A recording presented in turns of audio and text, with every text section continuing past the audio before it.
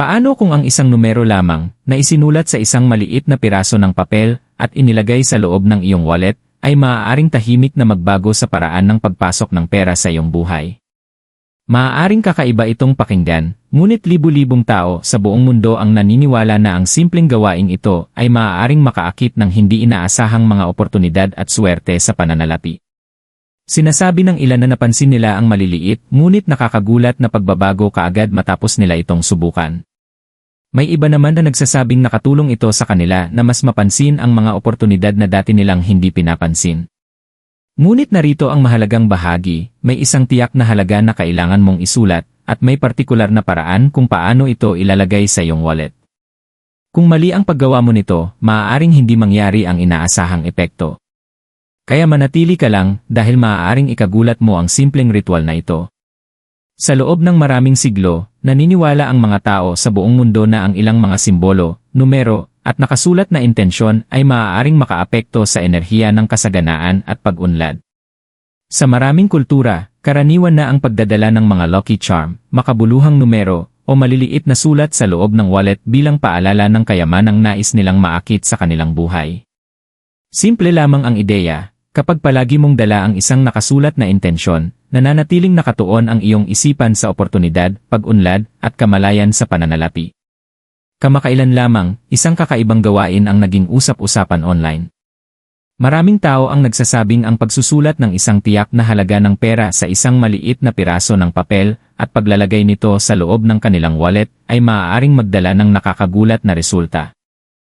May ilan na nagsasabing nakatutulong ito upang mas mapansin nila ang mga bagong oportunidad, habang ang iba naman ay nararamdaman na mas tumitibay ang kanilang kumpiyansa pagdating sa pera. Ngunit ayon sa mga gumagawa nito, ang sikreto ay hindi lamang ang pagsulat ng numero, kundi kung paano mo ito ginagawa at kung saan mo ito inilalagay. Ang kakaibang kwento sa likod ng gawain ito. Matagal bago naging popular online ang mga modernong ideya tungkol sa kayamanan at tagumpay sa pananalapi, naniniwala na ang mga tao na ang mga nakasulat na salita at numero ay may dalang espesyal na kapangyarihan. Sa maraming sinaunang kultura, ang mga mangangalakal, manlalakbay, at negosyante ay madalas nagdadala ng maliliit na bagay sa kanilang bulsa o bag na sumisimbolo ng kasaganaan. May ilan na nagdadala ng mga barya na pinaniniwalaang nagdadala ng swerte, habang ang iba naman ay nagtatago ng maliliit na papel na may mga simbolo, numero, o maikling nakasulat na intensyon. Ang mga bagay na ito ay hindi lamang dekorasyon. Ang mga ito ay paalala, mga tahimik na mensahe na nagpapanatiling nakatuon ang isipan ng isang tao sa tagumpay at oportunidad. Sa ilang sinaunang tradisyon, naniniwala ang mga tao na ang pagsusulat ng isang bagay ay nagpapalakas sa intensyon nito. Kapag ang isang kaisipan ay nananatili lamang sa isip, madali itong makalimutan o mapalitan ng pagdududa. Ngunit kapag ito ay naisulat sa papel, nagiging mas totoo ito, isang bagay na maaaring dalhin, ingatan, at maalala araw-araw. Ang paniniwalang ito ay unti-unting kumalat sa iba't ibang kultura, at bawat isa ay nagdagdag ng sarili nilang bersyon ng gawain. Sa mga lumang pamilihan, ang ilang mga ngalakal ay nagsusulat ng mga numerong kumakatawan sa kayamanang inaasahan nilang makuha sa kanilang paglalakbay. Maingat nilang tinutupi ang papel at inilalagay ito sa pitaka o supot kung saan nila itinatago ang kanilang pera.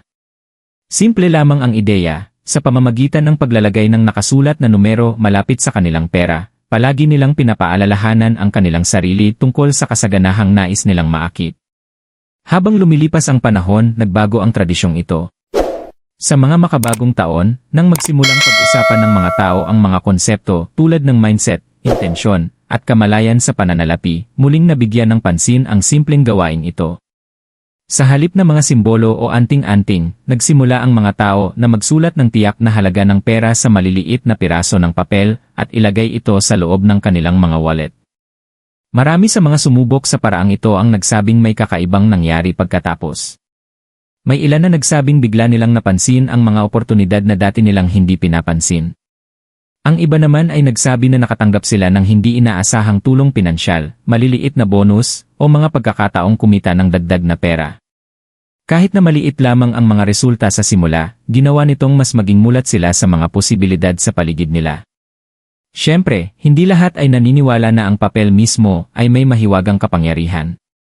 May ilan na nagsasabing ang tunay na pagbabago ay nangyayari sa isipan. Kapag ang isang tao ay nagsulat ng intensyong pinansyal at dala-dala ito araw-araw, tahimik nitong pinapaalalahanan siya na manatiling alerto sa mga oportunidad, gumawa ng mas matalinong desisyon, at mag-isip ng positibo tungkol sa pera. Anuman ang pinaniniwalaan ng isang tao, patuloy pa rin kumakalat ang gawaing ito dahil sa pagiging simple nito. Wala itong gastos, tumatagal lamang ng wala pang 1 minuto, at maraming tao ang nakakaramdam ng sapat na kuryosidad upang subukan ito kahit 1 beses.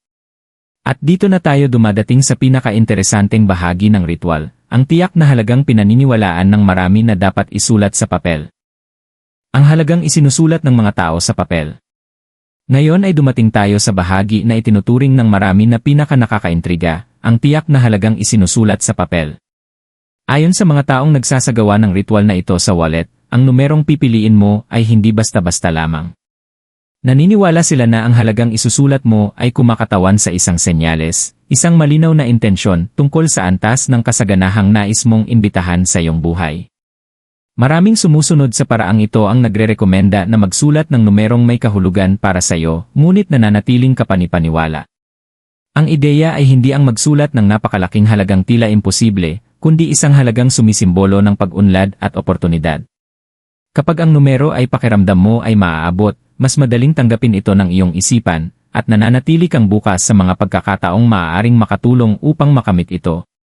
Halimbawa, may ilang tao na pinipiling magsulat ng partikular na halaga tulad ng 5,000, 10,000, o kahit 20,000 sa kanilang lokal na pera. Ang eksaktong halaga ay hindi gaanong mahalaga kumpara sa intensyon na nasa likod nito. Ang pinakamahalaga ay kapag tinitingnan mo ang numerong iyon, nakakaramdam ka ng motibasyon at pag-asa, hindi ng pagdududa. Sinasabi rin ng mga naniniwala sa gawaing ito na ang mga numero ay may simbolikong kahulugan. Ang ilang numero ay iniugnay sa pag-unlad, katatagan, o paglawak ng oportunidad. Kapag ang isang tao ay nagsusulat ng numero ng maingat at may intensyon, hindi na ito simpleng tinta lamang sa papel. Nagiging paalala ito ng isang layunin at isang tuloy-tuloy na mensahe sa isip tungkol sa nais nilang makamit. Isa pang mahalagang detalye na binabanggit ng marami ay kung paano isinusulat ang numero. Inirerekomenda nilang isulat ito ng malinaw at may kumpiyansa. Dapat malinis ang papel at madaling basahin ang pagkakasulat. May ilan pang ang sandaling humihinto muna bago magsulat, iniisip ang sandali kung kailan ang halagang iyon ay tuluyan ng darating sa kanilang buhay. Ang sandaling ito ng pag-imagine o visualization ay pinaniniwala ang nagpapalakas sa intensyon sa likod ng gawain. Sa halip na basta mabilis na magsulat ng numero at kalimutan ito, gumugugol ang tao ng ilang segundo upang isipin kung ano ang maaaring ibig sabihin ng pagbuti ng kanilang pananalapi, marahil pagbabayad ng utang, pag-ipon para sa mahalagang bagay, o simpleng paggaan ng stress tungkol sa pera. Naniniwala ang mga sumusuporta sa ritual na ito na kapag nagsama ang intensyon at aksyon, nagiging mas alerto ang isipan sa mga oportunidad na maaaring hindi napansin dati. Ang isang taong palaging may dalang paalala ng kanilang layunin sa pananalapi ay maaaring magsimulang gumawa ng mga desisyong naayon sa layuning iyon. Gayunpaman, ang pagsusulat ng numero ay unang hakbang lamang. Ayon sa mga sumusunod sa paraang ito, ang paraan ng paglalagay ng papel sa loob ng wallet ay kasing halaga rin ng mismong numero. Sa katunayan, marami ang naniniwala na kapag mali ang pagkakalagay nito, maaaring humina ang buong epekto. Ang paraan ng wallet, hakbang-hakbang. Ngayon na naisulat na ang numero, ang susunod na bahagi ng ritual ay nakatuon sa kung paano ilalagay ang papel sa loob ng wallet. Maraming taong sumusunod sa paraang ito ang naniniwala na ang paraan ng paghawak mo sa papel ay nagpapakita ng antas ng paggalang at intensyon na ibinibigay mo sa iyong mga layuning pinansyal. Sa madaling salita, hindi dapat minamadali o ginagawa ng pabaya ang proseso. Dapat itong gawin ng maingat at kalmado. Ang unang hakbang ay ang pagpili ng maliit na piraso ng papel. Hindi ito kailangang malaki o espesyal. Ang isang simpleng parisukat o pahabang piraso ng malinis na papel ay sapat na. Ang pinakamahalaga ay maayos ang papel at hindi punit o gusot. May ilan pang mas gustong gumamit ng simpleng puting papel dahil sinasagisag nito ang linaw at isang bagong simula. Susunod ang sandali ng pagsulat ng halaga. Kumuha ng panulat at isulat ng malinaw ang numero sa gitna ng papel. May mga nagsasanay ng ritual na ito na nagmumungkahing isulat ito ng dahan-dahan upang ganap kang makapag-focus sa numerong inilalagay mo sa papel.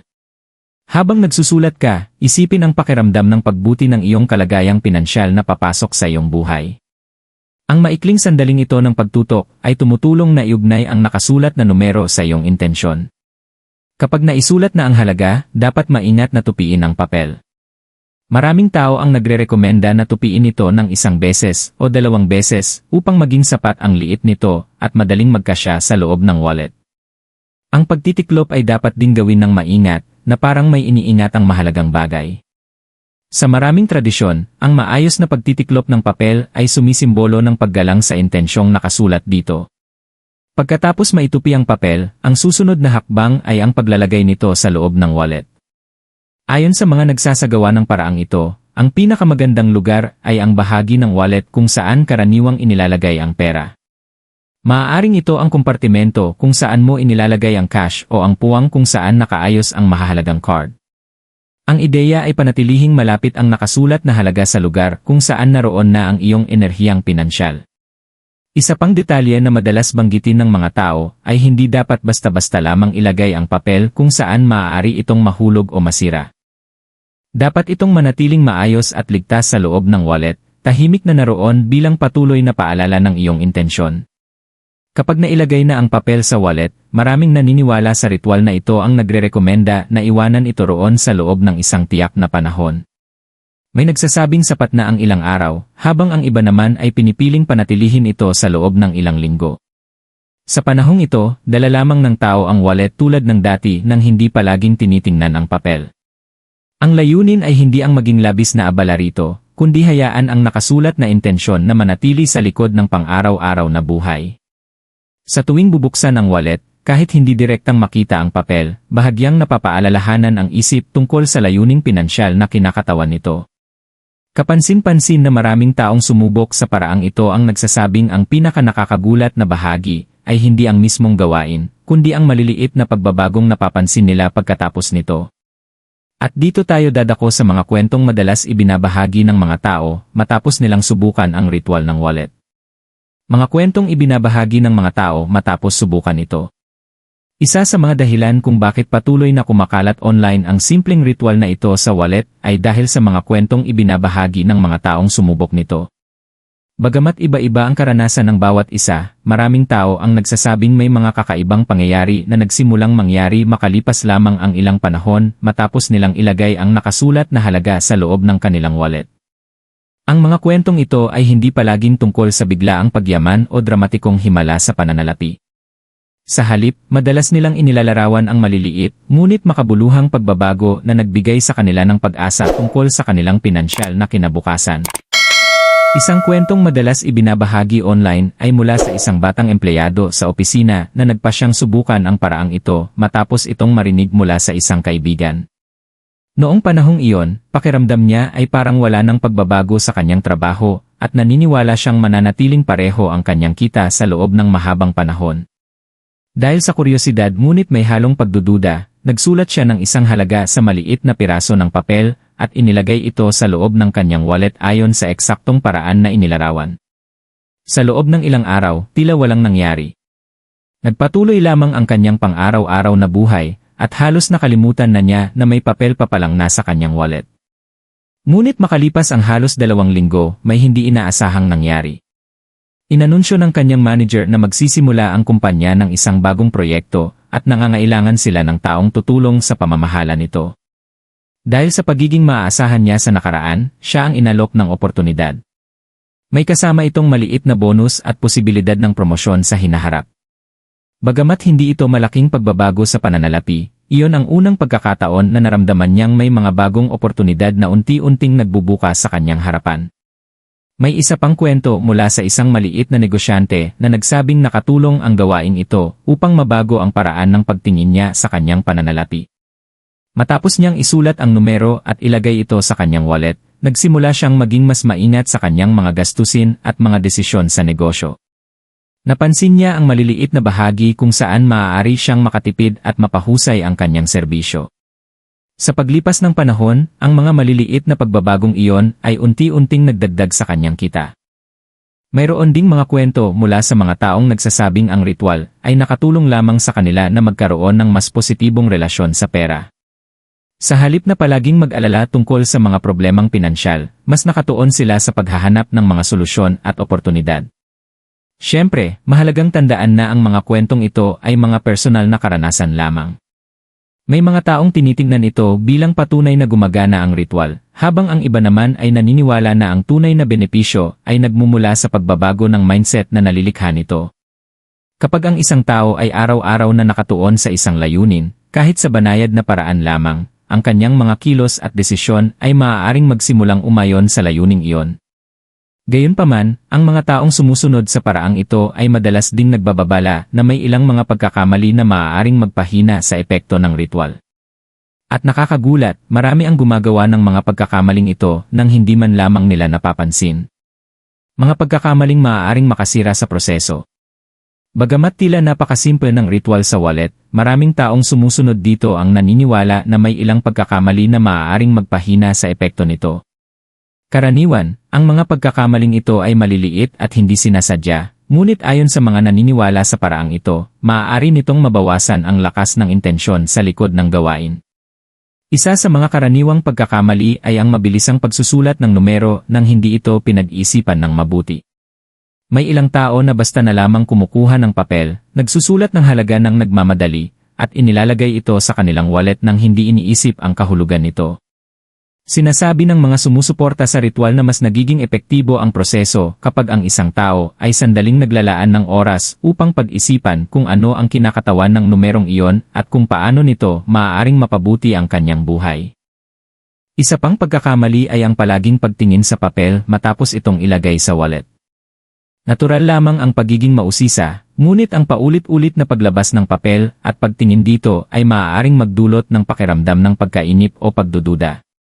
Ang ideya sa likod ng ritual ay itakda ang intensyon isang beses lamang at hayaan itong manatiling tahimik sa likuran habang ipinagpapatuloy mo ang iyong pang-araw-araw na gawain. Mayroon ding mga taong masyadong maagang tinatanggal ang papel. Maaaring subukan nila ang gawain sa loob lamang ng 1 o 2 araw at pagkatapos ay itapon ang papel kapag walang malinaw na nangyayari. Gayunpaman, maraming naniniwala sa paraang ito ang nagmumungkahi na bigyan ito ng oras at hayaan ang intensyon na manatili sa loob ng wallet sa loob ng ilang linggo. Ang ikatlong pagkakamali ay ang pagdududa. Ang pagsusulat ng numero habang malakas ang paniniwalang walang mangyayari ay maaaring magpahina sa layunin ng gawain. Ang ritual ay nilalayong maghikayat ng kumpiyansa at kamalayan sa mga oportunidad, hindi ng pag-aalinlangan. Sa huli, isang simple ngunit karaniwang pagkakamali ay ang pagkawala ng papel o ang paglalagay nito sa magulong bahagi ng wallet. Kapag ang papel ay nasira, nakalimutan, o nahalo sa mga resibo at kalat, maaaring mawala ang simbolikong halaga ng intensyon. Ang pagpapanatiling ligtas at maayos ng papel ay itinuturing na mahalagang bahagi ng gawain ito. Sa huli, ang ritual sa wallet ay hindi talaga tungkol sa mahika, kundi tungkol sa intensyon. Ang isang maliit na piraso ng papel na may nakasulat na numero ay maaaring mukhang simple, kahit ordinaryo. Ngunit kung minsan, ang mga simpleng gawain ay may mas malalim na kahulugan kaysa sa inaasahan natin. Kapag ang isang tao ay naglaan ng sandali upang malinaw na isulat ang isang layuning pinansyal at dalhin ito araw-araw, nagiging tahimik itong paalala ng bagay na kanyang pinagsisikapang makamit. Mabilis lumipas ang buhay at madali tayong mawalan ng pokus sa ating mga layunin. Ang mga bayarin, responsibilidad, at pang-araw-araw na alalahanin ay maaaring magparamdam sa atin na parang natigil tayo o nawawala ang direksyon. Ngunit ang maliliit na ritual na tulad nito ay maaaring makatulong upang maibalik ang ating atensyon sa kung ano talaga ang nais nating makamit. Sa tuwing aabutin mo ang iyong wallet, kahit hindi mo makita ang papel, may banayad na paalala na ikaw ay nagsusumikap para sa mas magandang kinabukasan. Maraming tao ang naniniwala na ang tunay na kapangyarihan ng gawaing ito ay nasa paraan kung paano nito binabago ang iyong pag-isip. Kapag ang iyong mga iniisip ay mas nakatuon sa mga oportunidad kaysa sa mga limitasyon, maaari mong mapansin ang mga posibilidad na dati ay nariyan na ngunit hindi mo lamang napapansin. Kung titignan mo man ang ritual na ito bilang isang simbolikong paalala o simpleng kakaibang eksperimento, wala itong gastos upang subukan. Minsan, ang pinakamaliliit na hakbang ang maaaring magdala ng mga pagbabagong hindi natin inaasahan. Ngayon, simple na lamang ang tanong, susubukan mo ba ang ritual na ito sa iyong wallet? Kailangan mo lamang ng maliit na piraso ng papel, isang numero, at isang sandali ng malinaw na intensyon. Kung ikaw ay mausisa, maaari mo itong subukan ngayong araw at tingnan kung ano ang mangyayari sa loob ng mga susunod na linggo. Minsan, ang pinakakagiliw-giliw na mga tuklas ay nagsisimula sa pinakamaliliit na eksperimento. Kung nakita mong kawili-wili ang ideyang ito, ipaalam sa amin sa mga komento. Isulat ang isusubukan ko ito kung plano mong subukan ang paraang ito. At kung gusto mong matuklasan ang iba pang mga misteryosong gawain at mga ideya tungkol sa kasaganaan, siguraduhing i-like ang video, mag-subscribe sa channel, at ibahagi ito sa isang taong maaaring gustong subukan din ito.